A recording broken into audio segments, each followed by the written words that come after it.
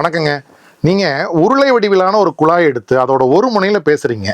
மறுமுனையில் யாராவது கேட்கும்போது உங்கள் பேச்சு அதே அளவுலையோ அல்லது அதை விட குறைந்தோ கேட்கும். நீங்கள் நீளமான ஒரு குழாய் எடுத்திருந்தீங்கன்னா பேச்சு தெளிவாக கூட மறுமுனையில் கேட்காது.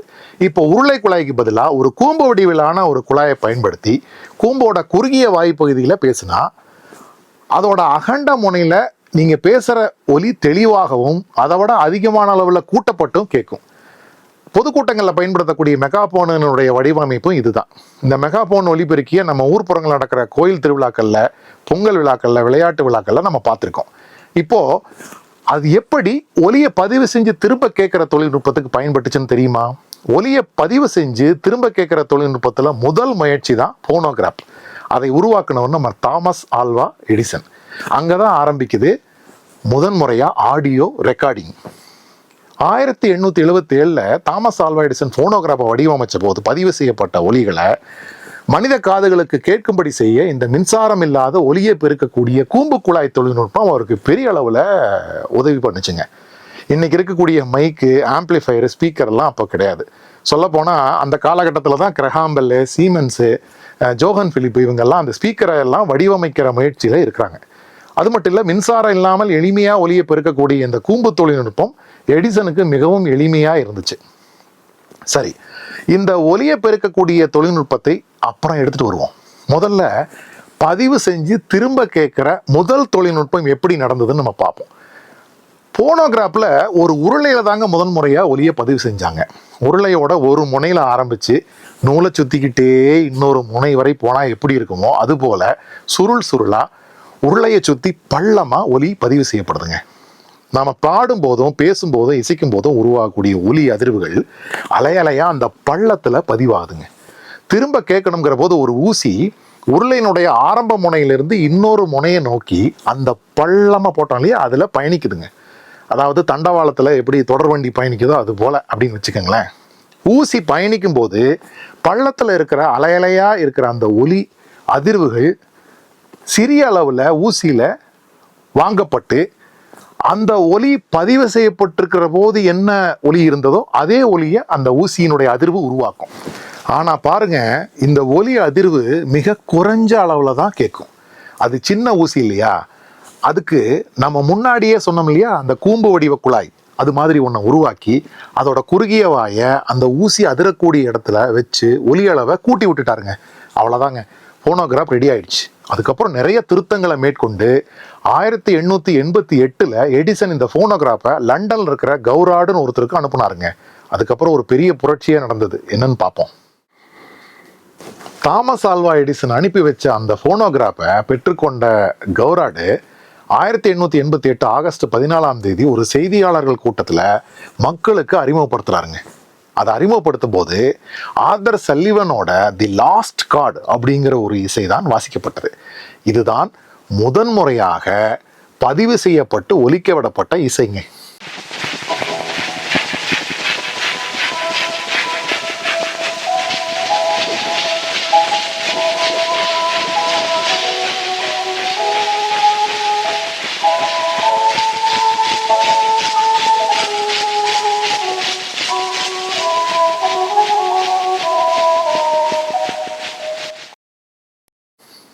அப்புறம் கௌராடு நம்ம தாமஸ் ஆல்வா எடிசன் கண்டுபிடிப்புக்கு வாழ்த்து தெரிவிக்கும் விதமாக ஒரு உரையை பேசி அவரே பதிவும் பண்ணி 1888 அக்டோபர் மாதம் எடிசனுக்கு அனுப்பி வச்சார்.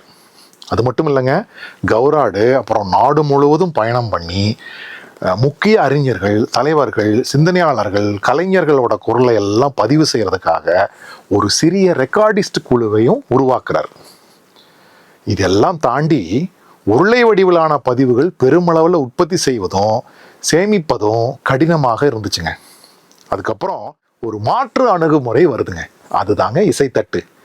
இசைத்தட்டு பதிவுகள் அப்படிங்கிறது உருளை பதிவுகளோடு ஒப்பிடும்போது இரைச்சலை கட்டுப்படுத்துவது, அப்புறம் அடுக்கி வைக்கிறது, இந்த பராமரிக்கிறது இதெல்லாம் எளிமையாக இருந்துச்சு.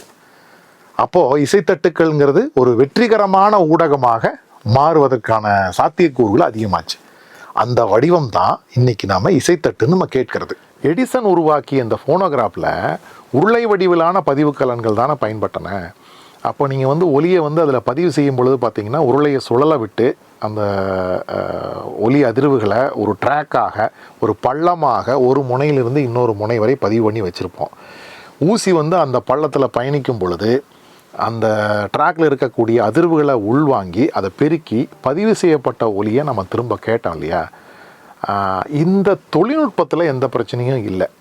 ஆனால் இதில் செயல்படுத்தின விதத்தில் நிறைய குறைபாடுகள் இருந்தது. குறிப்பாக சொல்லப்போனால் இந்த உருளை சுழலும் பொழுது நம்ம திரும்ப கேட்கும்போது அந்த ஊசியை பயணிக்க விடுறோம் இல்லையா, அப்போ சுழலும் போது பார்த்திங்கன்னா சீரான அமைப்பில் அது சுழல வைக்க முடியல. அதுக்கு ஒரு கவர்னிங் மெக்கானிசம்னு சொல்லுவாங்க இல்லையா, அது சரியாக செய்ய முடியல. அப்போ என்ன ஆகுதுன்னா இரைச்சல் வந்து மாற்றி மாற்றி கேட்டுகிட்டே இருந்தது. இப்போ நீங்கள் கேட்ட அந்த இசையில் கூட இரைச்சல் அதிகமாக இருந்திருக்கும், வந்து வந்து போயிருக்கும். அது போக இந்த உருளைகளை வந்து அடுக்கி வைக்கிறது, பராமரிக்கிறது, தூய்மைப்படுத்துறது இதெல்லாம் ரொம்ப கஷ்டமாக இருந்துச்சு. அப்போது இதை எப்படி வந்து சீர்படுத்தலான்னு முயற்சி பண்ணும்போது தான் 19ஆம் நூற்றாண்டில் இசைத்தட்டுகள் உருவாக்கப்பட்டன. இதுதான் வந்து இசைத்தட்டு. இதில் எடிசன் கண்டுபிடிச்ச அந்த பதிவு செய்யக்கூடிய அந்த தொழில்நுட்பத்தில் மாற்றம் இல்லை. ஆனால் உருளை வடிவிலான அந்த பரப்பில் வந்து இசை சுற்றி சுற்றி பதிவு செய்யப்படாமல் இதில் வந்து தட்டுக்களாக இருக்கும். இதில் சுற்றி சுற்றி வட்டமாக அந்த பள்ளம் பதிவு செய்யப்பட்டது. அப்போ இந்த பள்ளம் ஆரம்பிக்கிற இடம் இங்கே இருக்கும், பள்ளம் அப்படியே தொடர்ந்து போய் முடிகிற இடம் இதாக இருக்கும். அந்த ட்ராக்னு சொல்கிறோம் இல்லையா, அந்த ட்ராக் வந்து இங்கே ஆரம்பித்து இது வரைக்கும் போகும். அப்போ ஊசியை நீங்கள் இங்கே வச்சிங்க அப்படின்னா அந்த அந்த ட்ராக்கில் பயணிக்கும் பொழுது என்ன ஆகும்னா அந்த ஊசி இங்கே ஆரம்பித்து அப்படியே உள்நோக்கி போய் இங்கே முடியும். அது வரைக்கும் நீங்கள் இந்த பதிவு செய்யப்பட்ட ஒலியை கேட்கலாம். இந்த இசைத்தட்டுகளில் இன்னும் நிறைய சிறப்புகள் இருந்தது. என்ன அப்படின்னா ஒரு பக்கம் நீங்கள் பதிவு பண்ணுற மாதிரி இன்னொரு பக்கமும் பதிவு பண்ண முடிஞ்சுது. உருளையில் அது சாத்தியம் இல்லை. இதுதான் வந்து இசைத்தட்டுக்கள் உருவான விதம்.